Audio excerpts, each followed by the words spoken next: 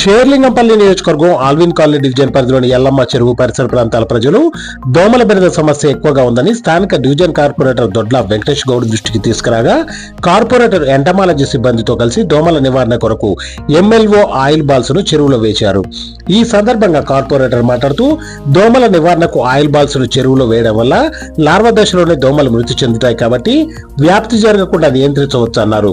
ప్రజలు కూడా తమ వంతు బాధ్యతగా భావించి పరిసరాలను పరిశుభ్రంగా ఉంచుకోవాలన్నారు. వారానికి ఒకసారైనా తనిఖీ చేసుకుని మీ ఇంటి పరిసరాల్లో ఉన్న నీటి నిల్వలను తొలగించాలని, ప్రతి ఒక్కరూ మీ ఇంటి దగ్గరకు వచ్చే ఎంటమాలజీ సిబ్బందికి సహకరించాలన్నారు.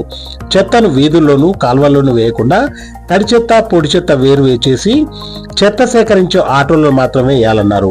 ప్రగతి నగర్ నుండి వస్తున్నటువంటి డ్రైనేజీ నీరును ఎల్లమ్మ చెరువులో కలవకుండా దారి మళ్లించే విధంగా పైప్ లైన్ నిర్మాణ పనులు జరుగుతున్నాయని, పైప్ లైన్ నిర్మాణం పూర్తయితే ఎల్లమ్మ చెరువులో డ్రైనేజీ నీరు కూడా కలవదు కాబట్టి చెరువు నీరు శుభ్రంగా ఉండి గుర్రపిడక పెరగడం, దుర్వాసన రావడం, దోమల బెడద వంటి సమస్యలు తొలగిపోతాయన్నారు. ఈ కార్యక్రమంలో Sammareddy, Poshetti Goud, Shivaraju Goud, entomology supervisor D Narasimhulu, entomology సిబ్బంది తదితరులు పాల్గొన్నారు.